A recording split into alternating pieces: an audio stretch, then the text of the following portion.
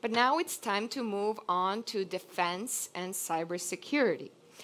When we talk about defense and cybersecurity, we a lot of times think about the technology itself. We think about the hardware, the material things. But what actually is at the core are humans and people who are making high pressure decisions in real time. And in this next panel, we will hear from women who are leading in both uniform and digital transformation. From commanding battalions to shaping national security strategies, their experiences highlight the human side of tech and defense. So let's welcome them to the stage. And the first one, I will invite Anne Heim, freelance reporter at TechCrunch. Welcome. Second is Antonina Bliodone, National Armed Forces Joint Headquarters Battalion Commander, Colonel.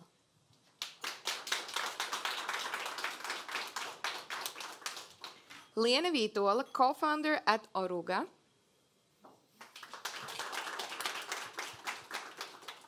Eva Ilves, advisor, Ministry of Digital Transformation of Ukraine and Latvia.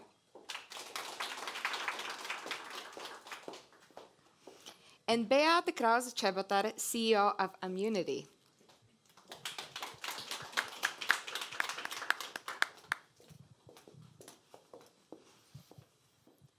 Well, thanks a lot for the introduction. I agree, it's a wide panel, so we have military and civilian, we have cybersecurity and defense, and I'd like to start with an overview that will also give you a sense of the role models that we have here. So starting from that end, Beata, if you can introduce yourself and your company, please. Yeah, hi, I'm Beate. I never thought in my life that I would be in defense sector, to be very honest. So I have been working in banking, in e-commerce, and yeah, now I'm heading the small caliber manufacturer in Latvia, which is totally offline and called Immunity. So, but I think it's a very great challenge and a great mission to do. In short, what happened? Well, I was kind of heading the local postal operator, and then I understood that it's very hard to work in a state-owned company with where you need to be actually in competitive environment and head the company, which is not exactly modern, and where the shareholder expects you to work with the profit by keeping a lot of postal offices. Then I understood that I need a new challenge in my life, and somehow headhunters found me and asked me to join this, but I understood that defense is actually a sector where we need to be strong as Latvia, because we cannot afford to be weak, unfortunately, due to the fact who we have as our neighbors. So that's the reason why I joined. And staying with you for another second, in retrospect, were there things in your life that made you think, okay, now that makes sense that I ended up there, or?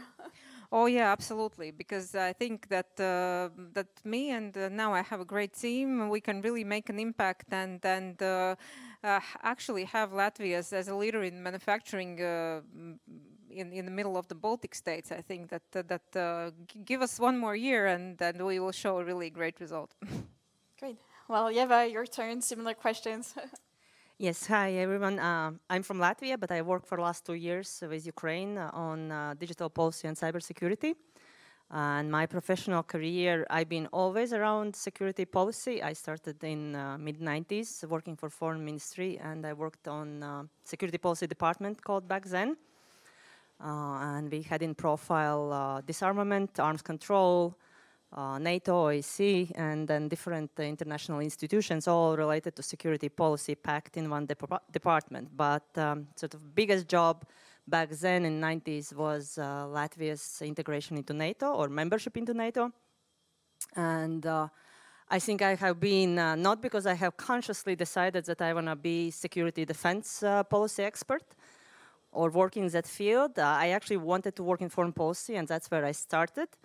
But I think naturally, looking back now in history with the wisdom, you are always smarter when you look back.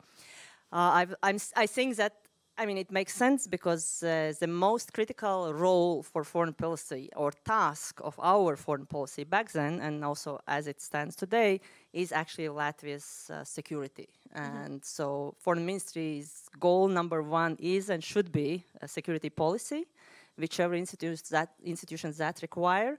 And it was probably by coincidence that I started there, but that's where I've been all my career. And a quick follow-on for you again. I saw on your LinkedIn like something like cybersecurity is defense. So do you even object to the title of our panel? Let's to keep them separate. Is it the same thing? I think today it is the same thing because it's very difficult to separate defense from civilian part of the world, because we are vulnerable as societies with very many civilian tools. And so we have to defend those, you know, starting from communications. That's nothing to do with defense. But we're going to lose communication. We're going to be really in a very deep trouble, in the sense that we will have a lot of loss. And you know, if you follow the news, the famous blackout recently in Spain and Portugal showed how vulnerable our societies when they are just having a blackout of energy. So it is difficult now to separate. Mm-hmm. Great. Well, going on with the introductions, Olga. Hello, my name is Liana Vitola, and I have co-founded a startup, Oruga, that is developing a single-track off-road mobility platform. Technically, we have not entered the defense industry yet, but we are working on our first product, that is Unitrack, which is the single-track off-road electric motorcycle, also showcased downstairs in the booth. That is actually solving this versatility gap that forces other professionals to predict weather, to predict terrain, to predict nature that is unpredictable by default. So we also, I'd say we started with a focus on the off-roads, and off-roads has many faces, but apart from this fun and entertainment and having this outdoor adventure part, there is also this other side where people lives are threatened. And also this geopolitical situation we are having has shaped our roadmap, and we are responding to the signals we are receiving from the industry. Our role now is to listen, to build, to validate, and then enter the defense field with already scaling up our manufacturing. Yeah, so if you haven't seen the prototype, go check it out downstairs because it's really impressive. Antonina? Yes, good afternoon. My name is Antonina Bludan. I'm Colonel. I'm National Armed Forces Joint Chief Battalion Commander. Being in defense, it's my choice from the very early age. Actually, as far as I remember myself, I always want to be in defense. After 27 years of service, I can say, of course, when I started, I didn't think to be the leader. My aim was just to serve the country, but with the years, I developed myself, and now I'm commander of battalion. And cybersecurity as a domain in military, in the past, yes, it was just land, air, and navy, but right now cybersecurity is also a domain, and it's also the part of defense. Mm-hmm. Is cybersecurity part of your responsibilities? Partially, because under the mine battalion, there is a signal support center, and we do responsible about all information system of National Armed Forces and about its security as well. Mm-hmm. Great. So, Yeva, going back to you again with this overlap between defense and cybersecurity, do you think it's a way to bring more women into the field? Because presumably there are more civilians in cybersecurity that are women. Of course, I think there is always a way. I think there's a lot of these tech-related professions, including cybersecurity, where we are lacking women presence. And I think there is not really any sort of natural barrier why women could not be doing that. You know, one can argue that maybe some physical jobs are or not, and that discussion has been on military, and it's also that the case that, you know, women can do the same military jobs as you can see very well here. But I think less so in technical, right? In technical equally, you know, women can do the same job, and that's just something that we have to really encourage. Because cybersecurity, as I keep advertising everywhere, it's maybe not so in the government side, but in the private sector is a very well-paid job. And that's where you lack a lot of specialists, and that should be something that women should strive to go for. Yeah, I saw you like shaking your head. No, in military too, right? Women can find a place, I'm sure. Um, no, actually, I think it's nowadays it's not a question anymore. And I think those biases we already some still in air. Be honest, I'm still, but comparing like how it was 20 years ago and now, it's a day and night. And nowadays we are really looking for abilities, for knowledge and skills. It's not gender, not anymore. Yeah, but sometimes the barriers are ourselves. So, Beate, for instance, how did that feel to think, okay, now I'm doing defense? Well, there's definitely bias in the beginning for me because even in Latvian Ministry of Defense, when I said that, hey, I'm now the new CEO of the company, they said, okay, let's see what you can do.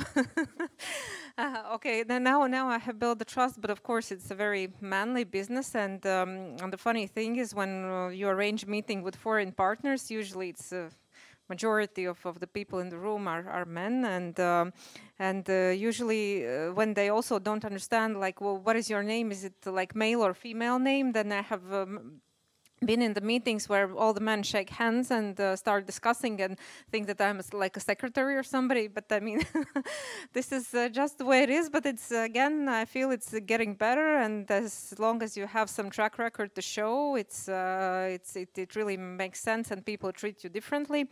But I think what I see from my perspective that we are really lacking the people in all levels of defense in the army. In cybersecurity, as Eva said, even in our field, so we are really lacking the talent who would know how to work in the military, what is the military, even some daily tasks what the soldiers are doing. And my main priority is actually for upcoming months to hire somebody with ex-military experience, because I have so many people who don't have that, but who have like the willingness to understand and do things. And I have talked today with some other people in Latvia defense sector, and they are saying the same thing. They actually really need to have a talent who would be interested, because they have 5 open positions and actually people don't apply to them. And a lot of people are scared actually to apply for defense because they think, oh, it's so complicated. But I mean, it's something you can learn. And do you have any advice on earning trust when it's not easy and not obvious? Any thing that worked for you? You said track record, but yeah, but I think you can learn anything as long as you have like the willingness and the right attitude. I think so. It doesn't matter if it's the defense sector, because actually, I think defense sector is something where we each and every one of us needs to learn something that would benefit the country in case of an emergency. And this is something that actually has been for a very long time already, like in Soviet Union, done, but we have forgotten it. Because my friend actually, she started to work in a library, and there are those old ladies who are like 60 and something years old, and they are like librarians by their education. And it appeared that actually all of those ladies who have gotten their diplomas like 30 and 40 years ago, they have additional education, so they are like war nurses. So at the same time, so they were given a diploma of librarian, but at the same time they were also trained for half a year to be a war nurse. And I think you don't have to be a nurse, but I mean there are many skills that I think we all should learn in order to be safer. Mm-hmm. And your title is CEO, but Liana, in your case, does it help or confuses people that your title is co-founder? Like, oh no, I want to talk to the other co-founder. We are in the early startup stage, and I have many hats, and actually those titles doesn't matter too much. Technically, I call myself a COO. I'm in charge of operations as well, but the day-to-day operations, they differ, and I can be everything and each another day something else. But my own experience with this perception of me being a woman in the room filled with men has been very different. my experience is that if you enter the room and nobody knows who is who, and there is, for example, 19 men and 1 woman, then things flow. When we all are strangers, there is no problem with me being a woman, and in a matter of fact, I even tend to forget that I'm a woman. I do not enter the room as a woman. I enter the room as a professional, and I do what I'm supposed to. But on the other hand, I have had opposite experience when this is a small room and you are entering the room with your male colleagues. Then the opposite party that is receiving you sometimes automatically assumes that in charge is some of your male colleagues. This is something that happens, but I do not see this as too much of a problem, because still you enter the room to do your job. Mm-hmm. And Antonina, you said you didn't think that you would necessarily have a leadership role, but what would be your advice for women who know they want one? There's a difference between no and can, right? Not all of those, Assuming they can. sorry, yeah, those who would like to have this leadership skills and I don't know, gene or yeah, but just be disciplined and just follow your dream and continue to educate and develop yourself, because I'm kind of was listening and thinking, yes, civilian world, especially nowadays, all of us need to think how we can defend our country. And one thing, it's if you're in the military, it's easy, it's your job, and you know what you will be doing in case of crisis or war. But another thing, if you're a civilian, you have the different possibilities to be the like reserve soldier or National Guard.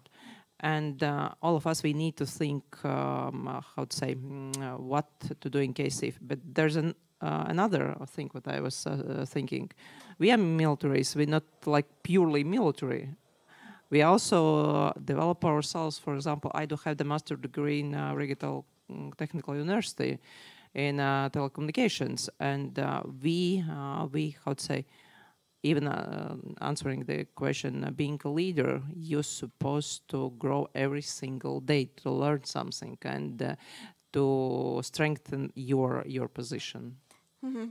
Just my follow-on, because you said as long as you can, but women tend to doubt themselves. So on the other hand, how do you know you can? Yes, it's true.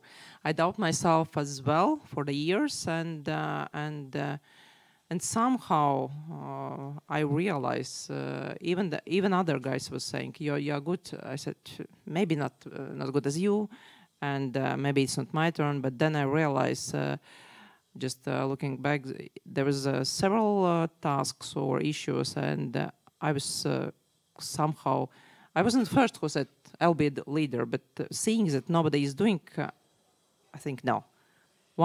It means it's my turn. I'll do it. Who else if not me? I just took this initiative. Mm-hmm. There's a question I don't want to ask, which is why do we need women in that? Because I think it's fairly obvious that, well, it's half the world population and we need all hands on deck pretty much. But flipping the question, Eva, what's in it for women? You said good salaries. I mean, what else? Well, in general, I think if we take out the technology part, actually technology has this magic opportunity to combine many things. And again, I also appeal to women who spend more time at home and with families or with kids or have times off with kids. So technology is incredible opportunity to keep going, because you don't have to be physically somewhere. You don't have to, you don't have to overcome these obstacles. And the second thing is that, as much as we say that we are the same as males, we also have our approach and the way women see the world, also empathy part, value part, prioritization. So it's super important that when we build technology solutions, when we build also security solutions, when we define what is security, that there are presence of women opinion, women leaders, women companies, people who run, because we see slightly different the priorities. And it's not a question whose priorities is right. The question is how do we shape products, services, our country where we integrate both opinions, when we onboard, because that's when we probably get the better version out. So I think it's important for women to be in those jobs to make this sort of end result servicing women or servicing women's priorities or being more aligned with that vision. So if you can see sort of that you are also part of who changes that environment. That actually reminds me of a conversation I had about women casualties and how we don't really account for women bodies in being different in terms of needing first aid. So that was fascinating. And Liana, I was wondering in terms of your prototype, does that influence that you think that women might use Oruga as well, or? Like sorry, you mean like in terms of the design? Do you test with women and men, or? We will definitely test this with the women and the men equally, and I also agree with Eva with the opinion that if something that we are working on, and it doesn't matter even the industry, is something that is meant for people, then people's opinions needs to be present, and in word people, there are both men and women. Therefore, this is how to make better decisions, and this is how to make more sustainable solutions and products. And what concerns our bike downstairs, I cannot wait myself to ride it. So yes, it will definitely keep in mind the geometry and the design that is suitable also for women drivers. Yeah, because in cars we already see it, so it's interesting to see in terms of devices. If I can add just another motivation, if you push really hard this argument that women have to be, then additional one is just do it for your daughters. Because your daughters are growing up, and the products and services, the internet, the technologies that they're gonna use will be the ones that will be defined and designed by also bearing in women's minds. So if nothing else appeals, and if you have a daughter, think of that. It is really that world that they will have to step in. And I think we are already in more privileged era comparing to our mothers or grandmothers, right? We have by far more opportunities. And there were women who fought for those opportunities or contributed that we are now enjoying. So I think it's our also obligation in front of our daughters to build, especially because this is a century of technology. So that is something where we have to be present and we have to influence it. Mm-hmm. Antonina, in your day-to-day, do you see things where you're like, oh, I wish women had looked at that design? I saw some controversies on even clothing and things like that. Somehow you touch the painful topic, right? Of course, everything, even this uniform, it's made for males, and even body armor. But we do have the project in 2 years. There will be the uniforms also for women and special body armors, because somehow in this part of body, chest is different from men. It somehow happened, and also it's too short for us, and if we will be injured during the war, we'll be bleeding in 2 minutes and we'll die. But yes, now we somehow for years squeezing our bodies into the male uniform, and everything is made for males, of course. But we do have plan. It's a good thing that there's a plan for it, and Ministry of Defense, they are seeing it, and it's hard to say, but thanks of Ukraine experience, we do learn from Ukraine a lot, and Ukraine army thought, yes, we need to care about women as well, about our uniforms, protection, weapons, all systems. Mm-hmm. Yeah. Eva, is it also something you see in your work with Ukraine that it's more advanced in some way? Well, to discuss and bring maybe Ukraine as in the gender question is very difficult, because you have to realize that most of the men are in the front line. And so the country has to basically operate on women's shoulders, because the women has to take up the positions and roles and jobs that maybe previously was more occupied by men. So I don't want to say that a war is a good way to learn, but Ukraine, of course, Ukrainian women do incredible jobs, and then, of course, I think are inspiration for everyone in so many ways. And Beate, who do you take inspiration from? Because what we were saying was really reminding me of my grandmother, so I don't know.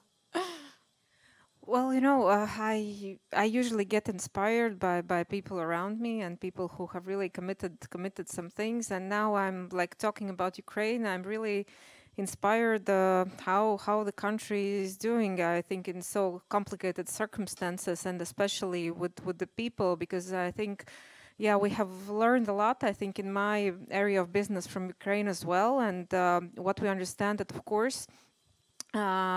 The war itself and technologies are getting more online, and there are many new solutions, but at the end of the day it will always be a soldier who will put the flag on the territory that he has freed from the enemy. And so we all, not depending if we are men or women, we must do our best to help to develop technologies to save the lives. Well, that's a great note to end on. Thank you very much.